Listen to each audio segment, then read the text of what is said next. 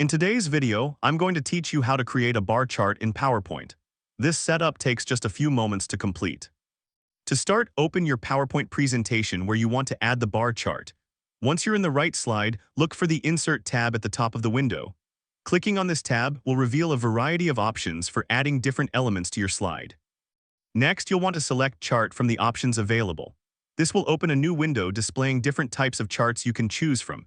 Here, you'll see several categories like column, line, pie, and more.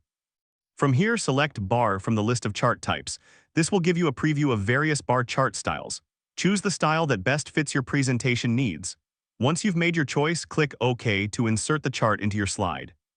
With that out of the way, you'll notice that a sample bar chart is now on your slide, along with an Excel spreadsheet window. This spreadsheet is where you'll input your data. The default data will be displayed in the chart, but you can customize it to suit your information. Now, replace the sample data in the Excel window with your own data. As you update the numbers, you'll see the bar chart on your slide automatically update to reflect these changes. This real-time update feature helps you visualize your data immediately. Once that's complete, you can close the Excel window. Your bar chart is now fully integrated into your PowerPoint slide. You can click on the chart to move it around or resize it to fit your layout preferences.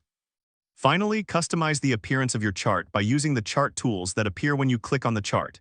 Here, you can change colors, add labels, and adjust other visual elements to make your chart more appealing and informative. And there you have it, a fully customized bar chart in your PowerPoint presentation. This simple process allows you to effectively present data in a visually engaging way.